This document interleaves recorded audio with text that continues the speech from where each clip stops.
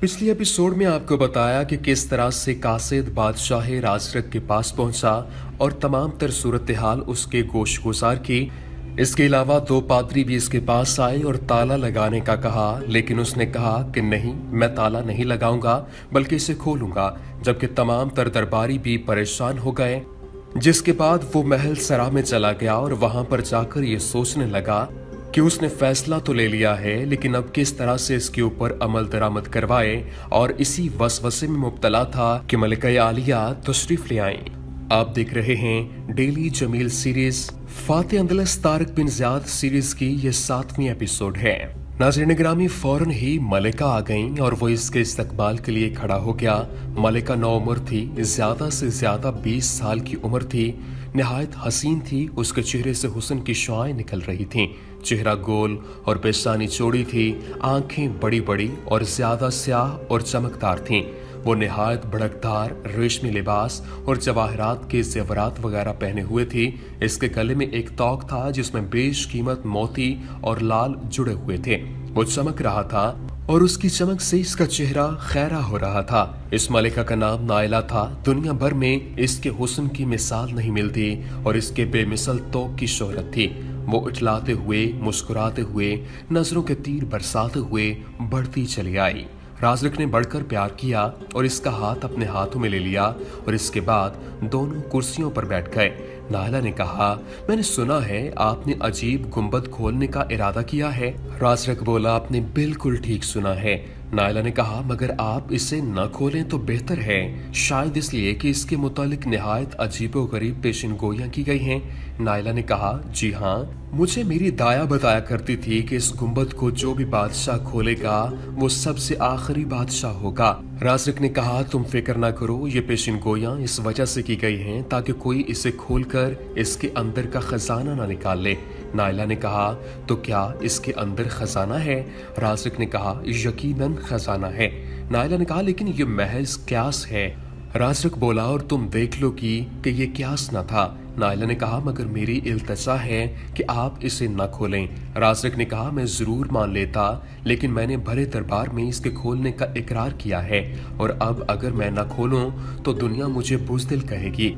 और ये बात शायद तुमको भी अच्छी मालूम ना हो कि अंदलस का बादशाह बुज़दिल के नाम से याद किया जाए। नायला ने कहा, अल्लाह की मर्जी। राजरक बोला, हाँ, खुदा की मर्जी यही है। इत्तेफाक से नायला की नजर इसी मुरासले पर पड़ गई जो कोच पर रखा था। यह वही मुरासला था जिसे छुपाने के लिए राजरक ने तलाश किया था और बावजूद ढूंढने के न मिला था। नायला ने कहा, यह किसका मुरासला है? ये सुनते ही राजरक का रंग फक हो गया और वो कुछ जवाब न दे सका। नायला इसे देखने के लिए उठी। राजरक घबरा गया और उसने कहा, रहने दीजिए, ये मुरासला आपके देखने का नहीं है। नायला ने जिद करते हुए कहा, मैं तो जरूर देखूंगी। इसके कहने के साथ ही उसने बढ़कर वो मुरासला उठा लिया। राजरक शर्मो खौफ भरी निगाहों से नायला को देखने लगा। नायला ने मुरासला खोला। वो अभी इसे पढ़ने भी न पाई थी कि राजरक ने बहाजत आमेज अंदाज में कहा, मेरी प्यारी, तुम इसे न पढ़ो। इंसान की ये फितरत है कि जिस चीज से मना करो उसको जरूर ही करेगा। लिहाजा नायला को जितना राजरक मना करता था उतना ही उसे इसके देखने का शौक बढ़ रहा था। नायला ने सुना हुआ था कि राजरक हवस परस्त बदकार है, लेकिन अभी तक उसे इसकी निस्बत तस्दीक नहीं हुई थी। राजरक नायला से इसलिए भी डरता था कि पादरियों की जमात इसकी पुश्त पर थी। इस जमाना में अंदलस के अंदर पादरियों का बड़ा जोर था। इन मजहबी लोगों की एक बड़ी जमात कायम हो गई थी और इस जमात ने अवाम के दिलों में काफी असर व रसूख पैदा कर लिया था। बादशाह के अहकाम की उनके सामने कोई वक़्त न थी। राजरक से पहले अंदलस का बादशाह डंडरा था। वो खानदान गात से था। गात उन मशहूर वैशी कौमों में से एक कौम थी जिन्होंने रोमा की जबरदस्त सल्तनत को तख्तो ताराज कर दिया था। गात एक एशियाई कौम थी जिनकी दो शाखें हो गई थीं। एक ईस्टर गात थी यानी मशरकी गात, ये अब्तालिया पर मुसल्लत हो गई, और दूसरी विसी गात, मगरबी गात, जो अंदलस पर हुक्मरान हो गई थी। शाह डंडरा विसी गात से था। इसने जब देखा कि मुल्क में पादरियों का इक़्तिदार रोज अफसून तरक्की पर है तो वो उनकी बैखकनी के दर पे हो गया। इसमें शक नहीं कि डंडरा रहमदिल था और रियाया के हर फर्द को, ख्वाह वो किसी किस्म और किसी तबका का क्यों ना हो, एक नजर से देखता था। इसकी यही बात पादरियों को नागवार गुजरती थी। अंतरस में यहूदी और ईसाई दो कौमें आबाद थीं। पादरी यहूदियों को मकहूर और जलील करते थे। डोनरा को इनकी ये बात बुरी मालूम होती थी और वो मजलूम यहूदियों की तरफदारी करता जाता था। पादरियों ने इस बादशाह पर यहूद नवासी का इल्जाम लगाकर इसे तख्त से मासूल कर दिया था और राजरक को पादरियों की बदौलत तख्त नसीब हुआ था। इसकी मलिका ने पादरियों की जमात को अपने साथ कर लिया था। यही वजह थी कि राजरक इससे डरता था, क्योंकि उसे खौफ था कि कहीं नायला इसे भी डोनरा की तरह पादरियों से मासूल न करवा दे। नायला ने जिद के लहजे में कहा, मैं इसे जरूर पढ़ूंगी। राजरक ने कहा, लेकिन तुम इसे पढ़कर रंजीदा होगी। नायला ने कहा, ये तो मैं जानती हूँ। राजरक बोला, मगर अक्लमंदी नहीं है कि इंसान जानबूझकर गमो फिक्र उठाए। नायला ने कहा, लेकिन मजबूरी है। राजरक बोला, तुमको कोई मजबूर नहीं कर रहा। नायला ने कहा, ये मुरासला किसका है? राजरक ने कहा, काउंट जूलियन का। नायला बोली, क्या लिखा है इसमें? राजरक कहने लगा कि अगर ये बात बताने की होती तो मना क्यों करता पढ़ने से। नायला ने कहा, सुनो, जब से फ्लोरेंडा यहाँ से गई है उसी वक्त से मैं मुस्तरब और बेकरार रहने लगी हूँ। राजरक ने कहा, शायद इसलिए कि वो तुम्हें याद आती है। नायला ने कहा, वो हसीन नेक दिल लड़की है, याद करने के काबिल है, लेकिन मेरी बेचैनी तो किसी और ही सबब है। किस सबब? राजरक ने पूछा। नायला कहने लगी, मुझे खौफ है कि शायद तुमने उसे परेशान करना चाहा था। वो इस्मत माब थी, इसलिए चली गई है। राजरक इस बात का क्या जवाब देता? इसका स्याह अमाल नामा उस वक्त नायला के हाथ में था। अगर वो झूठ बोलता तो वो पढ़कर सब मालूम कर लेती, और अगर सच बोलता तो कैसे अपनी जुबान से अपनी बदअमाली का इकरार करता। नायला ने कहा, तुम चुप हो गए, क्या मेरा अंदेशा सही था? राजरक ने कहा, इस जिक्र को जाने दो बेगम, जरा सुनो, अगर तुम ये मुरासला मुझे वापस कर दो तो मैं वादा करता हूँ कि अजीब गुंबद नहीं खोलूंगा। नायला बेसाख्ता हंस पड़ी और उसने कहा, अगर आप इसे खोलें तो मेरा इसमें क्या नुकसान है, और अगर ना भी खोलें तो मुझे इसका क्या फायदा होगा? राजरक ने कहा, लेकिन इसके पढ़ने से भी तुम्हें कोई फायदा नहीं है। नायला ने कहा, जिस कदर तुम इसके न पढ़ने पर इसरार करते हो उसी कदर मेरे अंदर इश्तियाक पैदा हो रहा है। अगर तुम उस वक्त जबकि मैंने इसे देखा था और दरियाफ्त किया था कि ये किसका मुरासला है साफ साफ बता देते तो मैं इसके पढ़ने का ख्याल तक न करती। राजरक ने कहा, मुझसे गलती हो गई है, मैं इसकी माफी चाहता हूँ। नायला बोली, अब गलती का खमियाजा भुगतो। ये कहकर उसने उसे पढ़ना शुरू किया। राजरक बेहद बेचैन, परेशान और मुस्तरिब हो गया, लिहाजा उसने फिर कहा, उसे मत पढ़ो बेगम। नायला ने गुस्से में आकर कहा, देखो तुम खामोश रहो, मैं इसे जरूर पढ़ूंगी। अब राजरक को मजीद कुछ कहने की जुर्रत न हो सकी। वो नायला के चेहरे की तरफ देखने लगा और नायला इसे पढ़ने लगी। वो पढ़ती जाती और उसका चेहरा गैसो गजब से सुर्ख होता जा रहा था। नीज आंखों से चिंगारियां सी बरस रही थीं। जूं जूं वो गजबनाक होती जा रही थी, तू राजरक के चेहरे का रंग फक होता जा रहा था। बिलाखिर नायला ने इसे खत्म कर लिया। अब उसकी होश रुबा निगाहों से शोले निकलने लगे थे। उसने गुस्से को जब्त करते हुए कनीजों की तरफ इशारा किया। वहां से चले जाने के लिए तमाम परस्तारें निहायत सुकूत के साथ सर तस्लीम खम करके वहां से चली गईं। जब फकत नायला और राजरक रह गए तब नायला ने कदरे दुरुस्त लहजे में कहा, ये तुम्हारा स्याह अमालनामा है। राजरक का खौफ दूर हो चुका था। वो बड़ा चालबाज था। उम्र की पुख्तगी ने उसे बहुत हद तक अय्यार और मक्कार बना दिया था। वो खूब जानता था कि इस वक्त नायला का मुकाबला कैसे करना है, जो कमसिन और भोली सी है। मैं इसीलिए कहता था कि इसे ना पढ़ो। जोलियन बड़ा होशियार आदमी है। उसने ऐसी चाल चली है कि जिससे आवाम की नजरों में मेरी वक़्त कम हो जाए। नायला बोली, मगर क्या उससे इसके खानदान की बदनामी नहीं है? राजरक ने कहा, जरूर होगी, मगर इसी का मकसद इसी तरह पूरा होगा। नायला ने कहा, उसका मकसद क्या है? राजरक ने कहा, क्या तुम भूल गई हो कि उसके अकद में मासूल बादशाह की बेटी है और वो ख्वाहिशमंद है कि मुझे मासूल करा के अपने ससुर को तख्त नशी करा दे। बेगम साहिबा, ये ऐसी गहरी चाल है कि जिसके समझने के लिए बड़े गौर फिक्र की जरूरत है।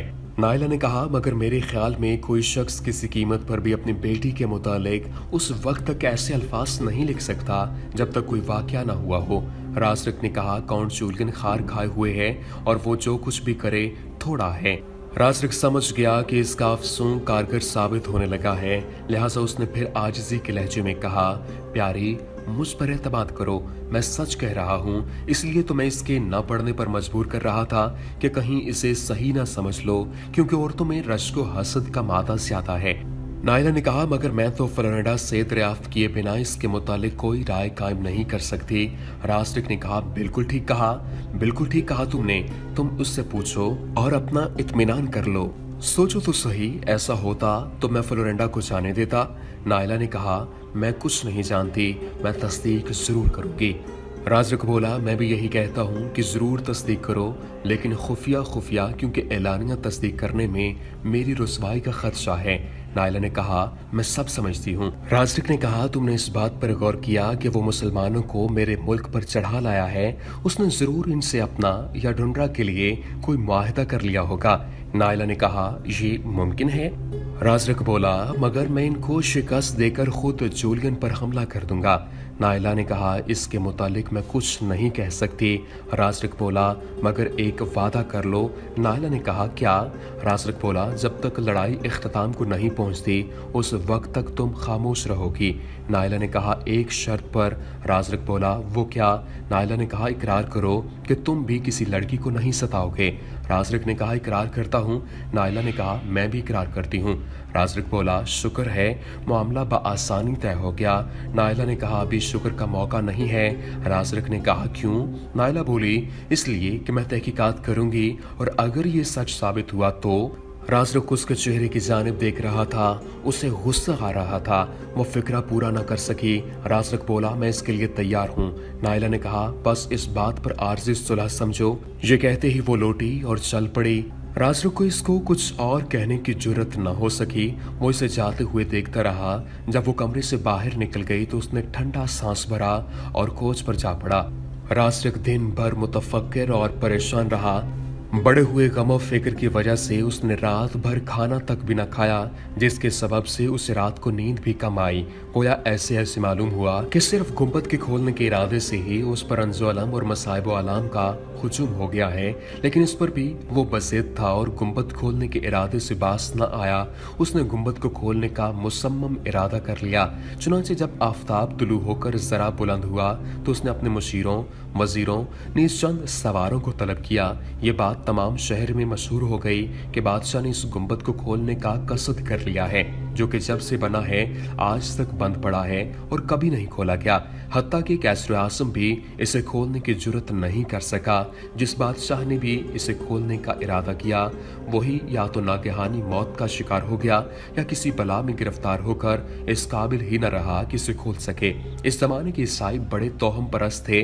सारे शहर के लोगों पर खौफ व हिरास फैल गया और हर एक ने समझ लिया कि अब इस मुल्क वालों पर तबाही नाजिल होने वाली है। इधर उस शख्स ने जो तदमीर का मरासला लाया था, मुसलमानों के अचानक आ जाने और ईसाइयों को शिकस्त देने का वाकया 2-4 आदमियों को सुना दिया था। जिन लोगों ने इस वाक़े को सुना वो बहुत ज्यादा डर गए। उन्होंने दूसरों को ऐसी रंग आमेजी से सुनाया कि जिसने भी सुना वही तरसा लरसा होकर रह गया। आमतौर पर लोगों ने यह समझ लिया कि चूंकि इनके बादशाह ने गुंबद के खोलने का अज़्म समीम कर लिया है, इस वजह से खुदा, फरिश्ते, वली, नीज तमाम अच्छे लोग और पाक रूहें उनके मुखालिफ हो गई हैं और सबका कहरो गज़ब अंदलस पर नासिल होने वाला है। जब वो तमाम लोग आ गए जिन्हें रास्टिक ने तलब किया था तो वो भी शाही लिबास पहनकर कसर से बाहर आया और इनके हमरा गुंबद की तरफ रवाना हुआ। जो लोग इसके साथ जा रहे थे वो सख्त खौफसदा थे। गोया यूं मालूम हो रहा था कि जैसे कोई निहायत जबरदस्त कुव्वत इनको तबाही के घड़े की तरफ खींच लिए जा रही है। सब खामोश और सहमे हुए थे। चाहते तो ये थे कि बादशाह को समझाएं और इसे बास रखने की कोशिश करें, लेकिन वो खूब जानते थे कि बादशाह ऐसे जिद्दी, सरकश और खुद राय है कि हरगिज नहीं मानेगा। इसलिए किसी को इससे कुछ कहने की जरूरत न हुई थी और सब चुपचाप इसके पीछे चले जा रहे थे। बादशाह की सवारी आम गुजरगाहों से शाहाना अजमत से गुजर रही थी और लोग इसे जाता हुआ देखकर किसी नागहानी आफत के आने का इंतजार कर रहे थे। ये शाही सवारी का जुलूस दारुस सल्तनत तली तला से निकलकर पहाड़ की तरफ रवाना हुआ। कुछ दूर चलकर उन्हें गुंबद का कलश नजर आया जो इस कदर चमक रहा था कि इसकी तरफ आंख भरकर भी नहीं देख देखा जा सकता था। चूंकि गुंबद ऊंची ऊंची चट्टानों के बीच में वाक़ था, इसके लिए सवाए कलश के और कुछ नजर न आता था। ये लोग दामने कोह को तय करके पहाड़ पर चढ़ने लगे। जूं-जूं वो गुंबद के करीब होते जाते थे, सब खौफ और दहशत से लरसते जाते थे। कुछ दूर चलकर ये एक लंबे दर्रे में दाखिल हुए जो बतदरीज बुलंद होता जा रहा था। घोड़ों की सुमों की आवाज से तमाम दर्रा गूंजने लगा था। थोड़ी देर में उन्होंने दर्रा उबूर किया और इन चट्टानों के करीब पहुंचे जिनके दरमियान ये अजीबोगरीब गुंबद था। ये एक घाटी में घुस गए और कुछ दूर चलकर इस कोहनुमा कला के करीब जा पहुंचे जिस पर गुंबद था। इस गुंबद के चारों अतराफ जरा फासले से ऊंची ऊंची चट्टानें थीं और एक ऊंचे पहाड़ी टीले पर गुंबद तामीर था। चूंकि घोड़े टीले पर नहीं चढ़ सकते थे, इसलिए उन्होंने घोड़ों को वहीं छोड़ा और बादशाह, वजीरों, मुशीरों वगैरह के साथ टीले के ऊपर पैदल चढ़ गया। उसने देखा कि गुंबद की दीवारें संगमरमर और जबरदस्त से बनाई गई हैं जो कि धूप से चमक रही थीं। जब ये लोग गुंबद के बिल्कुल करीब पहुंच गए तब उन्होंने इसकी दीवारों पर कुछ नसीहतें कंदा देखी जो कि इस कदर साफ और शफाफ थीं कि मुद्दतें गुजर जाने पर भी आफताब और बारिश की दस्त दर्जियों से मामून और महफूज थीं। एक नसीहत पर रासरिक की नजर पड़ गई। उसने पढ़ा, लिखा था, जो किसी की नसीहत नहीं सुनता वो जरूर तकलीफ और परेशानी उठाता है।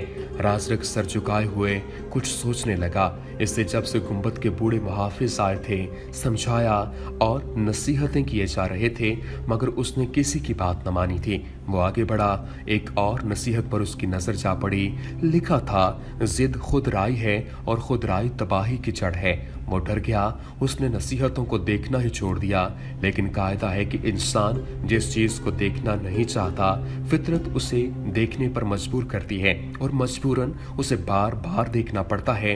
रासरिक भी बावजूद ये कि नसीहतों की तरफ देखना ना चाहता था, कोई गैबी कुव्वत इसे देखने पर मजबूर कर देती थी और वो देख रहा था। चुनांचे फिर उसकी नजर एक नसीहत पर पड़ी। निहायत जली हरूफ में लिखा हुआ था, जो बादशाह अपने खैर ख्वाहों के मशवरे पर अमल नहीं करता वो अपने हाथों से अपनी कब्र खोदता है। इसे पढ़कर रासरिक काम किया। उसने चाहा कि वापस हो जाए, लेकिन फिर उसे ये ख्याल आया कि राया उसे बुज़दिल कहेगी और वो इसी नजरिए के पेश नज़र दरवाजे की तरफ बढ़ता रहा। उसके साथी भी बास नसीहतों को पढ़ते जाते थे। वो चाहते थे कि अब भी बादशाह समझ जाए और गुंबद को खोलने से बास आ जाए, लेकिन किसी को इसे कुछ कहने की जुर्रत न होती थी। आखिर ये लोग दरवाजे के सामने जा पहुंचे। उन्होंने देखा कि गुंबद का दरवाजा निहायत आलिशान, ऊंचा और चौड़ा है और सिर्फ ये कि एक पूरा पत्थर तराश कर बनाया गया है। क्वाड लोहे के हैं और इनमें शाहान सलफ के नामों के भारी भारी कफल पड़े हुए हैं। क्वाडों की कैफियत और कफलों की हालत से मालूम होता था कि अरसे दराज से वो खोले नहीं गए हैं और न खोलने की वजह से जंग आलूद हो गए हैं। ऐन फाटक के करीब दोनों बूढ़े हाथ सीने पर बांधे हुए निहायत खामोशी से आलमे इस्तगराक में खड़े थे। बादशाह को देखते ही वो सजदे में गिर गए। क्या बादशाह ने अपनी अना के बरअक्स इस दरवाजे को खोला? इसके बाद क्या हुआ ये आपको बताएंगे फाते अंदलस तारिक बिन ज़ियाद की अगली एपिसोड में। उम्मीद करते हैं कि आपको हमारी ये वीडियो पसंद आई होगी। वीडियो पसंद आने की सूरत में लाइक कीजिए, शेयर कीजिए और हमारे चैनल को सब्सक्राइब करना न भूलिएगा। वमा अलैना इल्लल बलागुल मुबीन।